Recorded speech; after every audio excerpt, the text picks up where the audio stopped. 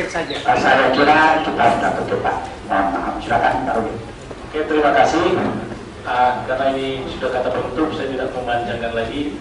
Intinya bahwa Quran dan Bible itu mengimani Taurat dan Injil.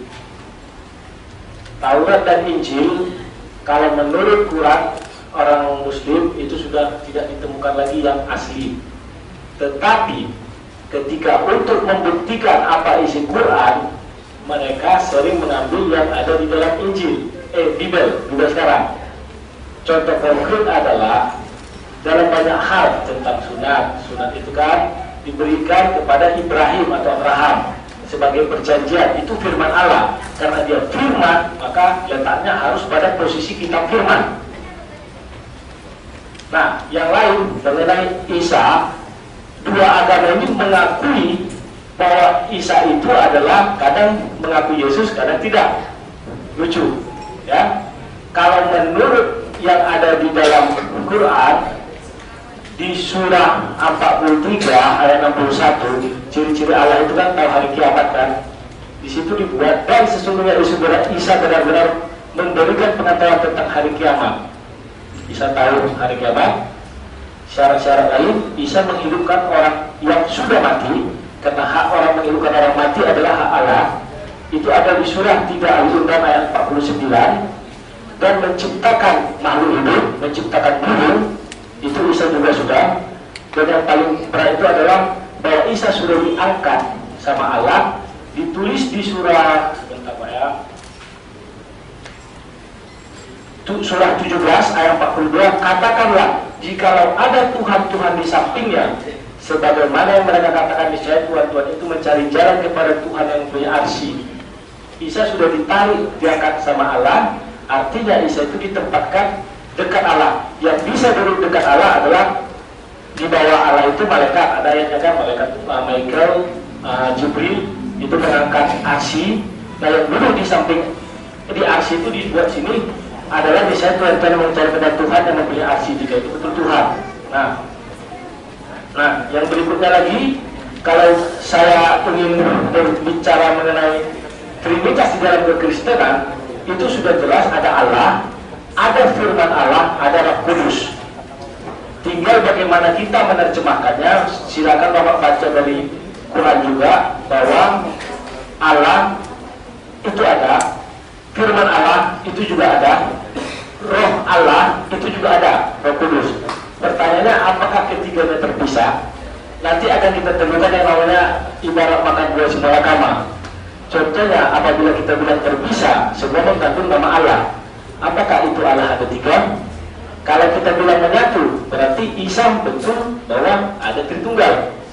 Sekarang nanti kita pikirkan bersama, ini kadarnya kan kadar tingkat talentnya lumayan, kita bilang berada ke atas, cuma karena waktu dan sebagainya macamnya, banyak hal yang bisa kita sebenarnya gali dari antara diskusi ini. Betul kata Pak Pendeta tadi, kalau bisa dibuat satu topik itulah yang kita bahas. Kalau ini kan memang kemarin itu hanya menjauh, udah ini kejar mengejar lah, karena 10 pertanyaan saya jawab dalam waktu 15 menit, itu sesuatu yang mustahil kan.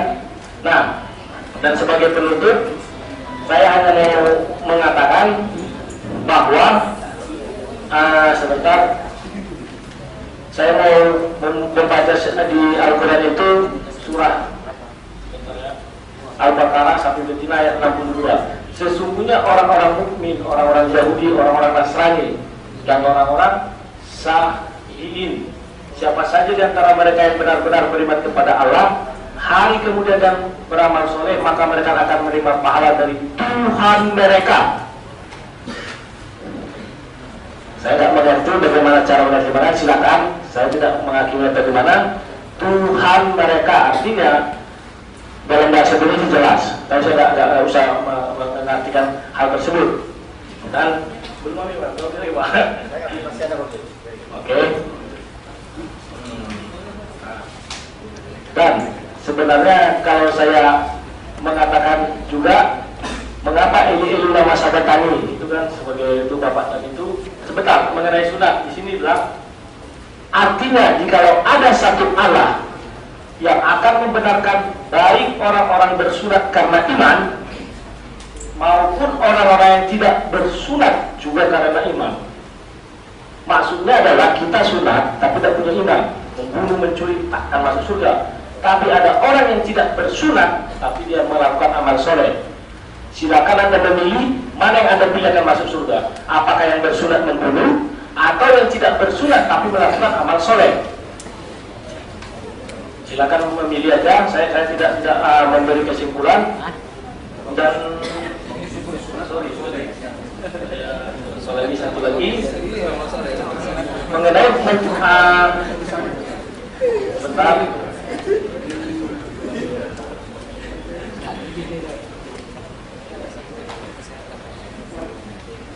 Ini jadi ada apa ya? Yang lain sudah bisa lah, tapi sudah. Nah, mengenai hal yang lain mengenai di Bible ini ada Eli lama sahabat tadi. Allahku, mengapa engkau meninggalkan aku? Itu kan kata Yesus. Yesus mengatakan begitu kenapa? Bahwa Allah akan meninggalkan daging. Karena untuk ke surga adalah roh. Maka yang ditinggalkan itu daging, bukan Yesusnya. Dan Yesus mengatakan itu wajar. Kenapa? Dia berada di dunia dengan konteksnya dia manusia. Sama seperti saya tadi bilang, saya punya akun saya ini saya masukkan ke dalam Facebook. Wajar, apapun yang dituliskan. Misalnya orang bertanya, misalnya loh, ini hidup orang itu, si Rudi lagi makan apa enggak? Dia kan katakan, saya enggak tahu dia lagi makan apa enggak, kecuali saya perintahkan makan. Maka akun saya itu kan mengatakan makan. Nah, itulah dua dunia yang berbeda. Tapi dengan kalau kita mengakui bahwa Allah itu serba maha, apapun bisa dilakukannya. Sebab, sebentar ini terakhir. Waktu Bapak memang sudah habis. Iya, sebentar sekali. Surah Maryam ayat 17. Maka ia mengadakan tabir melindungi diri mereka lalu kami mengutus roh kami kepadanya, maka ia menjadi di hadapannya dalam bentuk manusia sempurna. Ternyata Allah bisa mengutus roh Allah untuk menjadi wujud manusia sempurna. Terima kasih. Mungkin betul dari saya. Semoga ini bisa jadi ke depan lebih bagus lagi, Pak. Gimana? Ya udah, nggak apa-apa. Terima kasih. Baik, terima kasih. Selanjutnya kita buka waktu Pak Joko Bintang. Silakan. Baik. Saya kadang-kadang agak bingung juga menanggapi beliau ini, karena kemana-mana itu kadang-kadang keluar konteks kan. Ditanya lain-lain jawabannya seperti tadi beliau mengatakan apa tadi, Pak? iya, sebentar ya. Tadi dia mengatakan surat Al-43, surat Az-Zukhruf ayat 61, Nabi Isa kita tahu tentang kiamat, sementara yang tahu tentang kiamat Tuhan. Berarti Nabi Isa Tuhan, gitu kan sebenarnya kan? Nah, surat 43 61. Wa innahu la yumul lisya'ati fala tamtaruna biha, ya. Wa innahu la yumul lisya'ati fala tamtaruna biha wa tabi'uni hadza siratum mustaqim. Dan sesungguhnya dia Isa adalah suatu tanda bagi kiamat, maka janganlah kamu ragu-ragu tentang kiamat itu dan ikutilah aku, inilah jalan yang lurus. Dia menerjemahkan ini seenaknya saja. Ya kan? Saya nggak tahu kan saya menerjemahkan loh. Saya pilih di internet. Internet. Dan di sini Nabi Isa itu sama Al-Quran online-nya. Ketambahan hadirin untuk tenang. ya, Termasuk begini. Ini Nabi Isa itu menceritakan tentang tanda-tanda kiamat. Bukan berarti Nabi Isa tahu tentang kiamat. Di dalam ayat ini, ya, dan ikutilah aku. Aku ini bukan Isa. Ini orang Kristen menerjemahkan Isa, padahal Allah itu. Wattabi'uni hadza siratal mustaqim. Ikutilah aku, inilah jalan. Aku ini huruf besar A. Berarti kembali kepada Allah. Mekanisme penulisan Injil dan Alkitab itu beda. Mereka menerjemahkan sesuai dengan Bible. Kalau Bible, Yesus, Roh Kudus, Tuhan, iya, dianya, engkau, semuanya huruf besar, walaupun dia di tengah. Tapi Quran tidak. Kecuali Allah, nah baru pakai ya huruf besar, dia, engkau, nya, semua huruf besar. Nah, ini di sini hanya ikutilah aku, kata Allah, A besar. Dia menerima ikutilah Yesus, aku ini Allah. Nah, itu kekeliruan mereka sebenarnya menerjemahkan. Jadi dengan kesimpulan seperti itu, Yesus mengajar tahu tentang kiamat katanya, terus sementara Allah yang tahu kiamat, berarti Yesus itu Allah. Padahal di Injil dia sendiri mengatakan Yesus mengaku dia tidak tahu tentang kiamat. Wajar. Konteksnya Yesus adalah manusia, wajar. Wajar. Sama dengan kita punya akun, sudah saya terangkan tadi kan. Kalau ditanya tentang ini wajar. Markus 30 Markus 30 ayat 23, Matius 24 ayat 30. Yesus mengaku dengan jujur tentang hari dan saat itu, maksudnya kiamat. Tidak ada seorang pun yang tahu, malaikat tidak tahu, anak pun, maksudnya dia di sini tidak tahu, hanya Allah. Jadi kiamat itu kata Yesus menurut Injil hanya Allah yang tahu, dia nggak tahu. Malaikat punya Al-Quran diambil. Kata Yesus tahu kiamat, berarti Yesus itu apa ini? Makanya hati-hati sekali menerjemahkan Quran. Jangan seperti Bible, dia cuma dengar baca di internet tuh langsung percaya. Dikaji dulu. Kalau mau tanya tentang Islam, tanya kepada orang Islam dong. Jangan tanya kepada pendeta, orang yang nggak paham. Itu yang terjadi.